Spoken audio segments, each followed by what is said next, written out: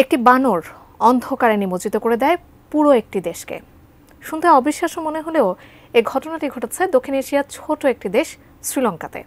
বানরের জন্য পুরো শ্রীলঙ্কাতে নেমে আসে অন্ধকারের ছায়া। ওই ঘটনায় এখনও পুরোপুরি পুনরুদ্ধার হয়নি দেশটিতে বিদ্যুৎ সরবরাহ। তবে প্রশ্ন, একটি বানরের জন্য কিভাবে পুরো দেশ বিদ্যুৎ বিচ্ছিন্ন হয়ে যায়? বিস্তারিত ইশতিয়াক হোসেনের প্রতিবেদনে। শ্রীলঙ্কা ভারত মহাসাগরে অবস্থিত একটি দ্বীপ রাষ্ট্র। দেশটির সমৃদ্ধ সাংস্কৃতিক ঐতিহ্য, বৈচিত্র্যময় অর্থনীতি এবং প্রাকৃতিক সম্পদের জন্য বেশ পরিচিত। এছাড়া সাম্প্রতিক সময়ে শ্রীলঙ্কা পুরো বিশ্বে আলোচনার কেন্দ্রবিন্দু হয়ে ওঠে যখন সরকারের ব্যর্থতায় অর্থনৈতিক অবস্থার তুমুল অবনতি ঘটে দেশটিতে, যার ফলে সাধারণ মানুষের বিক্ষোভের মুখে শ্রীলঙ্কা ছেড়ে মালদ্বীপে পালাতে বাধ্য হন দেশটির সাবেক প্রেসিডেন্ট রাজাপাকসে।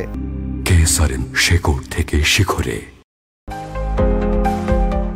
কঠিন সময় পার করে দেশটি পুনরায় ঘুরে দাঁড়িয়েছে, যেখানে নতুন সরকার গঠিত হয়ে তৈরি করা হয় একটি স্থিতিশীল রাষ্ট্র ব্যবস্থা, যার ফলে শ্রীলঙ্কা আবারও হয়ে ওঠে পর্যটকদের জন্য একটি অকল্পনীয় জায়গা। তবে এবার শ্রীলঙ্কায় ডানা মেলেছে নতুন এক আলোচনা, যেখানে একটি বানরের জন্য পুরো দেশ অন্ধকার হয়ে যায়। ৯ ফেব্রুয়ারি স্থানীয় সময় রাত ১১টার দিকে দেশজুড়ে দেখা দেয় ব্ল্যাকআউটের। ২ কোটিরও বেশি মানুষের এই দ্বীপ রাষ্ট্রটিতে ধীরে ধীরে বিদ্যুৎ পুনরুদ্ধার করা হচ্ছে। তবে চিকিৎসা এবং জল বিশুদ্ধকরণ প্লান্টগুলিকে সবচেয়ে বেশি অগ্রাধিকার দেওয়া হচ্ছে। এখন প্রশ্ন হচ্ছে, কিভাবে একটি বানর পুরো দেশের বিদ্যুৎ সংযোগকে নাকাল করে দেয়? এমন প্রশ্নের উত্তরে শ্রীলঙ্কার জ্বালানি মন্ত্রী কুমারা জয়কোদি বার্তা সংস্থা রয়টার্সকে জানান, একটি বানর অপরিকল্পিতভাবে দেশটির মুখ্য গ্রিড ট্রান্সফরমারের সংস্পর্শে আসে, যার ফলে বিদ্যুৎ সরবরাহ সিস্টেমে ত্রুটি দেখা দেয়। এদিকে শ্রীলঙ্কা জুড়ে ব্ল্যাকআউটের ঘটনায় বিভিন্ন সামাজিক যোগাযোগ মাধ্যমে সাধারণ মানুষ কর্তৃপক্ষের সমালোচনার পাশাপাশি ঘটনাটি নিয়ে মজাও করছেন।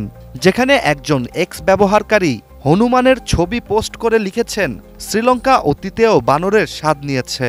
অন্য আরেকজন লিখেছেন, শুধুমাত্র শ্রীলঙ্কাতেই বানরের একটি দল পুরো দ্বীপে বিদ্যুৎ বিচ্ছিন্ন করে দিতে সক্ষম।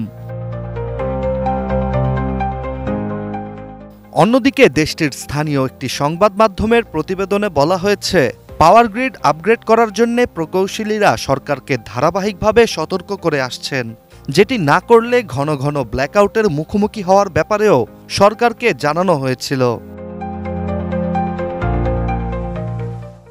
Ishtiaq Hossain, ATN news.